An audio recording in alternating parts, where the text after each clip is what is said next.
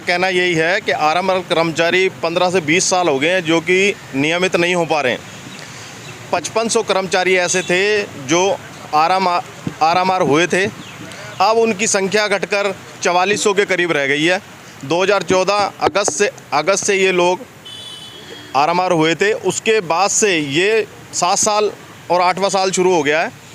नियमित प्रति महीने 1, 2, 3, 4 ऐसे आरएमआर के कर्मचारी सुसाइड कर रहे हैं क्योंकि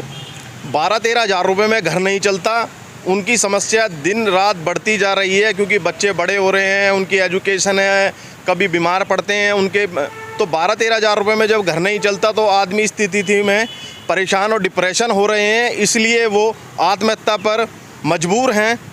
और मैं अपने एनडीएमसी के अध्यक्ष महोदय को ये बताना चाहता हूँ कि 7 साल के अंदर हमारे कम से कम 700-800 कर्मचारी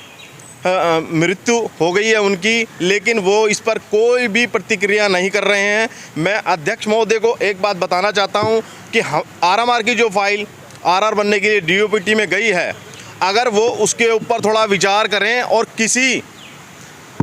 ऑफिसर की अगुवाई उसमें हो कि वो जाकर वहाँ पर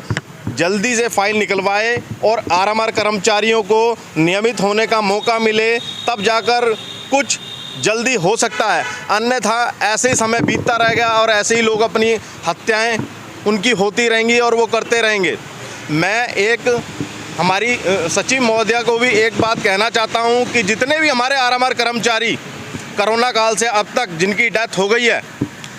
प्रत्येक कर्मचारी की सैलरी से,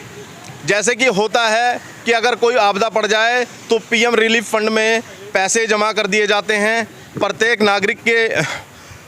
उससे, इसी प्रकार एनडीएमसी भी प्रत्येक कर्मचारी जो कि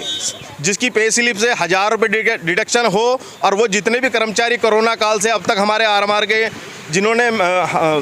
मृत्यु हुई है उनके परिवार वालों को वो राशि बराबर बांट दी जाए। और जो 5% का कोटा हमारा नियमित कर्मचारी के लिए होता है, तो आरएमआर कर्मचारी के लिए तो हमारा ऐसा कोटा भी नहीं है। सभी आरएमआर कर्मचारी जिनकी डेथ हुई है उनके परिवार वालों में से किसी एक व्यक्ति को नौकरी दी जाए, जिससे कि वो दोबारा अपने पैरों पे कुछ इस तरह खड़े हो जाएं कि उनके परिवार में जो मृत्यु हुई है उसका गम वो थोड़ा सा आधा हो जाए उनका। मैं यही अध्यक्ष महोदय को कहना चाहता हूँ। और महागठबंधन के कोषाध्यक्ष को मैं भगवान दास जिनका नाम है, मैं उनसे अपील करता हूं कि वो महागठबंधन की कार्यकारिणी और अध्यक्ष श्री कृष्णपाल खटाना जो कि महागठबंधन के अध्यक्ष हैं, मैं उनसे भी कहता हूं कि अपने महागठबंधन से जितनी राशि हो जाए प्रति व्यक्ति 1000 रुपये वो इकट्ठा करें और दुखित पीढ़ियों के परिवार वालों को दें, जिससे कि उनको थोड़ी बहुत राहत प्रदान हो। ऐसे ही मैं सभी यूनियनों से और जॉइंट एक्शन कमेटी के अध्यक्ष श्री रविंद्रनाथ भारती जो कि एक सशक्त नेता हैं, जो बार गेट नंबर 2 पे प्रदर्शन करते हैं हम लोग उनके साथ, तो मैं उनसे भी यही कहना चाहता हूँ कि वो अपनी कार्यकारिणी से प्रत्येक व्यक्ति 1000 रुपये करें और दुखित परिवार को दें। रविंद्रनाथ भारती के साथ एक पैनल बना के लड़ रहे हैं और मुझे उम्मीद है कि हम सफल होंगे। और अगर हम सोसाइटी में जीतते हैं तो हम आरएमआर कर्मचारियों को भी इसका मेंबर बनाएंगे और उनको भी इसका लाभ दिलवाएंगे, क्योंकि जैसे परमानेंट व्यक्तियों के भी 100 रुपये पर व्यक्ति कट रहा है, जिनके घर में डेथ हो जाती है तो उन्हें इस राशि का लाभ मिलता है। तो मैं सभी रविंद्रनाथ भारती जी से भी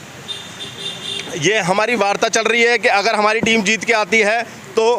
कॉन्टैक्ट और आरएमआर कर्मचारियों को इसका सोसाइटी का हिस्सा बनाएंगे, जिससे कि वो भी इसका लाभ ले सकें और भविष्य में हम सोसाइटी को साफ़ सुथरी और भ्रष्टाचार मुक्त कराने में अहम योगदान देंगे।